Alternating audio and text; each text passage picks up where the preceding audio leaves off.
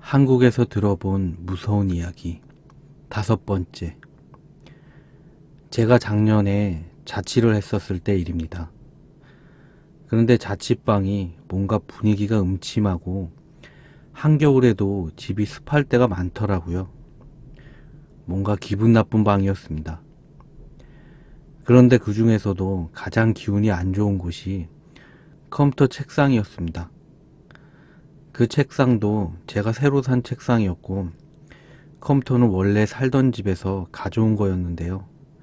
이상하게 그 방에 놔두니까 그쪽만 기운이 좀 안 좋더라고요.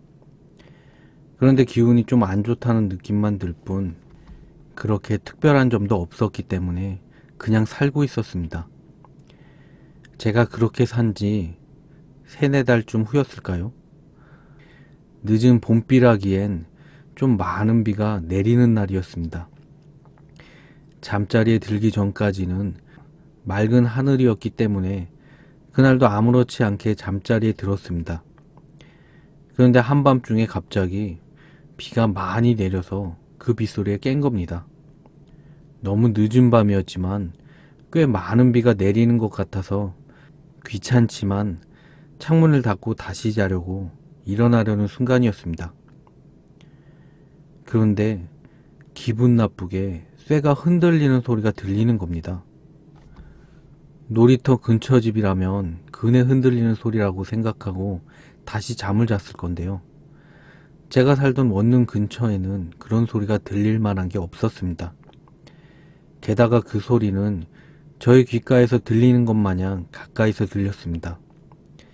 비가 쏟아지는 소리에 그 소리가 섞여 들리니까 가위에 눌린 것도 아닌데 일어나질 못하겠더라고요. 저는 너무 무서워서 이불 속에서 떨다가 그냥 다시 잠이 들었습니다. 다음 날 창문을 닫지 않아서 베란다로 들어온 빗물을 보며 정말로 제가 한심하다는 생각이 드는 겁니다. 그렇잖아요. 무슨 귀신이 나온 것도 아니고 가위에 눌린 것도 아닌데 그냥 소리에 무서워서 그랬다는 사실이 부끄럽더라고요.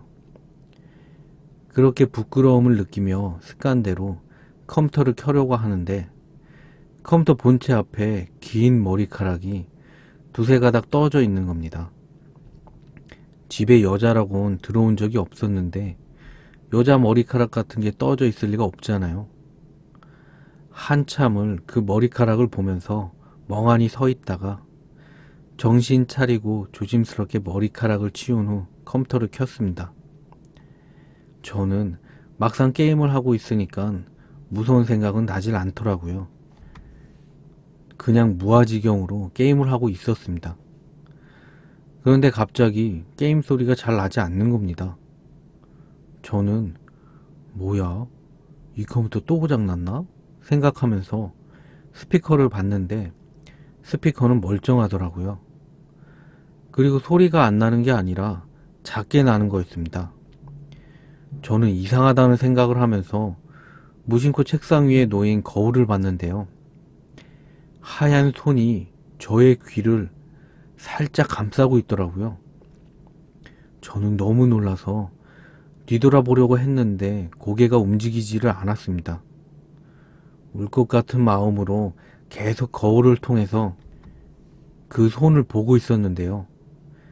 저의 머리 뒤로 긴 생머리 하나가 나오려고 하고 있었습니다. 손만 보고서도 움직이지 못했는데 머리가 나와서 눈이라도 마주치면 죽을 것 같았습니다. 저는 너무 놀라서 소리도 못 지르고 있는데 한순간 손이랑 머리가 사라지면서 게임 소리가 다시 잘 들리더라고요. 저는 진짜 그런 경험을 하고 나니까 컴퓨터는 꼴도 보기 싫었고 컴퓨터에서 도망치듯 침대로 누웠습니다. 그런데 그날 밤 다시 기분 나쁜 소리가 들리는 겁니다. 무서워서 이불을 머리 끝까지 덮으려는데 가위에 눌렸는지 꼼짝도 못하겠더라고요. 가위에서 깨어나려고 온갖 애를 쓰다가 눈이 떠졌는데요. 침대 맞은편 컴퓨터 책상 의자에 어떤 여자가 자기 머리를 뜯으며 앉아서 의자를 왼쪽 오른쪽 돌리고 있었습니다.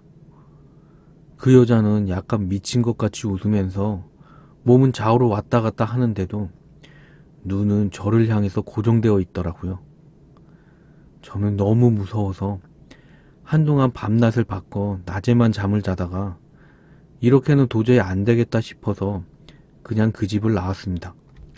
학기 중이라 다른 사람 구하지도 못하고 부동산 아주머니나 주인 아주머니께 위약금조로 얼마 줘버리고 나와버렸습니다.